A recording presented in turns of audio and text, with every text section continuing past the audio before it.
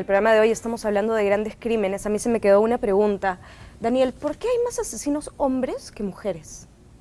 Es muy buena pregunta, pero yo no creo que eso sea verdad. Ah, ¿no es verdad? Yo creo que más se conocen, más visibles son los asesinos hombres que mujeres.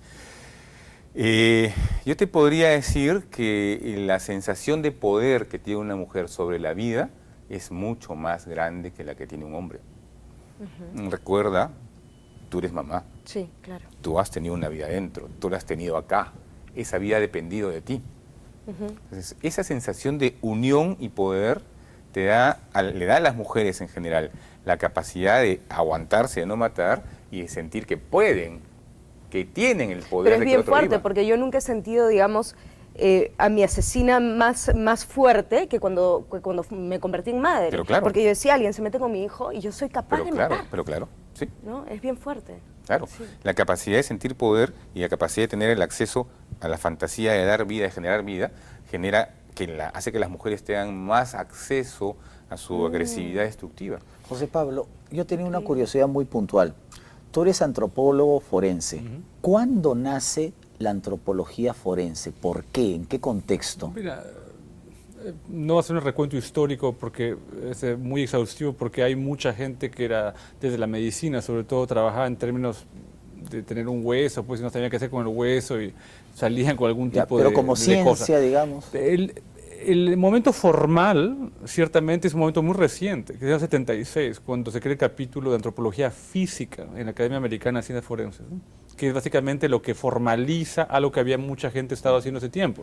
En la guerra de Corea hay grandes estudios que se hacen con dos antropólogos que eran en realidad originalmente médicos. Uno había trabajado con Ehrlich, que en realidad había sido el alumno de él, Theodore Dale Stewart en el Smithsonian Institution, trabajando para tratar de establecer estándares, ¿no es cierto?, para la edad, sobre todo, y la maduración de restos esqueléticos de los restos de Vietnam y de Corea, pero llegaban ciertamente en bolsas y no había ADN en la época para identificar. Y en el Perú, porque, bueno, todos fuimos testigos de lo que ocurrió luego en el contexto de la Comisión de la Verdad, pero ¿cuándo es la partida de nacimiento de la antropología forense en el Perú? Sonaría bastante pretencioso decirlo, pero ciertamente nadie hablaba de esto antes de que el equipo peruano de antropología forense se creara. Quiero decir, se convirtió en una gran moda en este momento, pero antes de eso nadie trabajaba ni en ello, ni lo decía, ni el término como tal existía. Quiero decir, a partir de ahí empieza pues esta gran moda. Después de la CBR, sobre todo, empieza esta moda. Ahora todo el mundo es antropólogo forense. Y digamos, cuando llegas a una escena de un crimen, ¿cuál es el procedimiento que se sigue? Mira, para desmitificar todo eso, el tema al final es una vulgar aproximación de investigación científica básica, una escena del crimen, una fosa común, o lo que fuera. Es decir, registrar, ¿no es cierto?, tener un registro completo, todo esto, pero después interpretar. Es básicamente la lógica. Entonces, podemos que si usas un spray de no sé qué, o usas un sensor de no sé cuánto, entonces es un frufru, digamos, que le pones encima, pero la lógica es saber qué estás haciendo. Y generalmente el problema que hay es que no se sabe qué se está haciendo. Mucha gente sigue procedimientos manuales, ¿no? Tengo que entrar, abrir la puerta, dar un paso a la derecha, un saltito y no sé qué, y después ¿qué hago con ello? Ah, no sé. Mi trabajo es solamente abrir la puerta y el saltito, y solamente eso. Entonces, la parte de la interpretación que debería ser exactamente, sería más fácil decir, bueno, mi investigación científica pasa por esos pasos, que pasa toda la ciencia, de todo, así seas un ingeniero nuclear, va a ser exactamente lo mismo. Ahora, en el Perú tenemos algunos casos importantes. Hemos hablado del caso del monstruo de Armendáriz, hemos hablado del Hotel Comercio, pero que hay un crimen, digamos, emblemático en el Perú que se estudia en los institutos, en los cursos, que haya llevado a una serie de consecuencias útiles para los que estudian antropología forense o criminalística. Bueno, en el Perú no se estudia antropología forense, para empezar. ¿Ya? El criminalística como tal, como una carrera como tal, que yo sepa tampoco. Yo quiero decir, la gente se forma porque alguien entra a la policía y termina en criminalística, o se asimila a criminalística y la policía porque eres ingeniero, o porque eres médico, o lo que fuera, y trabajas básicamente en una cosa puntual. Ahora, pero aquí no existe. Históricamente parece que fue todo un acontecimiento allá por 1905, 1906, cuando en el Callao se abrió la primera oficina de dactilografía. O sea, eso en el momento se vio pues como el gran salto, ¿no? O sea, lo de las huellas dactilares para los crímenes. el vertillonaje, digamos, porque era de Bertillon. Sí, de un francés, sí. Cierto, de que empezó con esto. Fue muy desarrollado en Argentina, ¿no?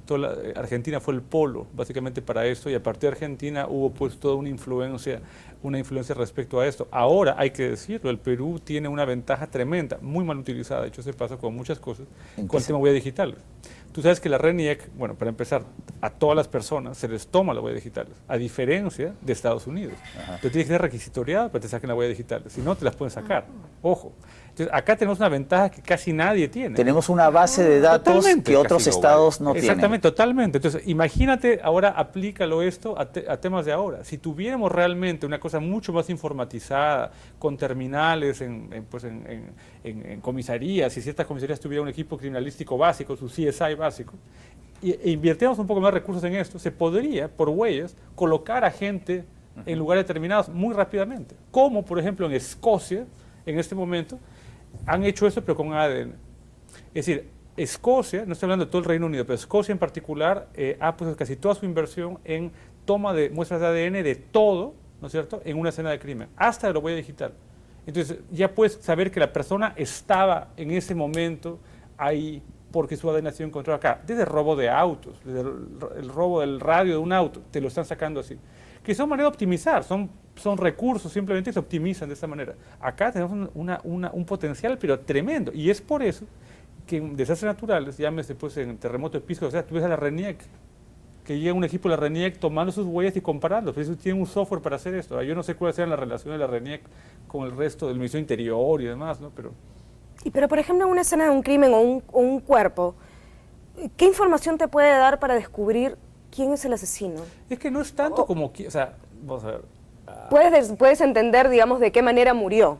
Correcto, pero hay dos niveles, ¿no? Yo creo que la escena es un espacio básico, porque ciertamente en la escena puedes leer muchísimas cosas. Ciertamente la escena es una expresión de alguna manera del acto que estás cometiendo, ¿no? O sea, la expresión fenomenológica del acto es el cadáver, la mancha de sangre, el martillo, lo que fuera, ¿no es cierto? Y hay una serie de elementos que una persona, por ejemplo, que trabaje más con esas cosas dirá, bueno, en efecto, hay un tema ritual acá, o no lo hay, o hay una disposición muy particular, o es una cosa totalmente al azar. Pero es un tema, la escena, ¿correcto? Y el cuerpo te va a decir cosas respecto a las circunstancias puntuales que llevan a que se asiente la muerte de la persona. Pero yo creo que el tema es un ir y venir constante. Y el problema es que normalmente la investigación criminal es compartimentalizada, no es integrada. Y llega la policía, pero no es que llega la policía. Llega la policía que le pregunta a la gente a ver qué cosa vio, el policía que está parado en la puerta, el policía que toma las huellas, el policía que ve la mancha, el policía que ve no sé cuántos policías. Llega el médico por levantamiento del cadáver, a ver cómo es el cadáver, no sé qué, sí, la mancha acá, ya, listo, gracias, el cadáver va para la morgue. En la morgue lo ve otro médico, o tal vez el mismo médico, que no sabe lo que la policía vio, o que no lee el atestado mal escrito de la policía a mano, fotocopiado, y simplemente integra las dos cosas. Entonces, ese es un problema. Entonces, ese ir y venir, desgraciadamente... O sea, la investigación está descuartizada, por así decirlo. Y uno se interpreta algo cuando tiene un contexto coherente. Como dices tú, está estallada. Entonces, Ahora, es una cuestión de ciencia. Sí, a mí me interesa mucho porque, digamos que formalmente la criminalística pues nace entre finales del siglo XIX, comienzos del siglo XX, y la criminalística nace paralela a lo que es la crónica policial, que se convierte pues en un género periodístico increíble, ¿no? En el Perú, por ejemplo, no hay crónica policial en el siglo XIX, tú revisas los periódicos, simplemente te dicen tal persona murió y basta, ¿no? Pero la crónica policial de reconstruir los hechos, reconstruir la vida de la víctima, hablar con los testigos y generar todo artículos seriados, por ejemplo, ¿no? La gente sigue el crimen, eso es lo que ocurrió en el Hotel Comercio, por eso se decía que era el gran crimen de Lima, porque toda la población, todos los días salía algo, ¿no? ¿Cómo tú ves el género de la crónica policial? El problema es que en este país en particular, la llamada crónica policial es solamente una suerte de crónica amarilla, gore, ¿no? Ya. Es el elemento gore, simplemente. Una foto lo más sangrienta posible y después tratar de crear glamour de alguna manera, ahí está la emulación nuevamente, de algo que normalmente no sería muy glamoroso. Pero hay un tema diferente, ahí, creo yo, hay un tema de emular básicamente pensando que hubiera sido mejor, ¿no es cierto?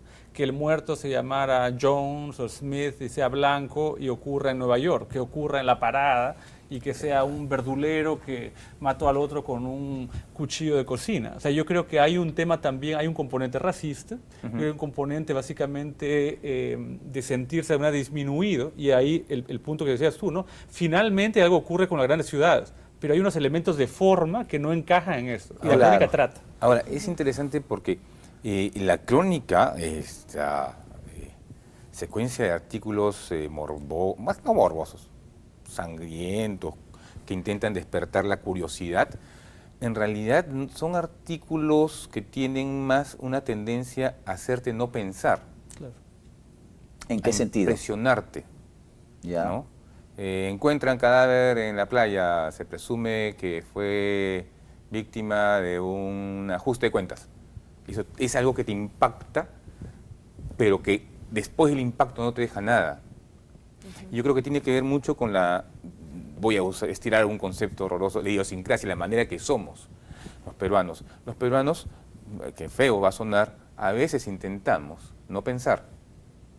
Negamos la realidad, Nos evadimos, ¿no? Nos evadimos. Y tú sabes unas cosas que descubrí que luego se practicaba en los años 30, en los años 40, justamente a raíz del crimen del Hotel Comercio, que los padres de familia cuando compraban el periódico arrancaban la página policial, se la guardaban y llevaban el periódico mutilado a la casa para que los demás miembros de la familia no leyeran esas noticias.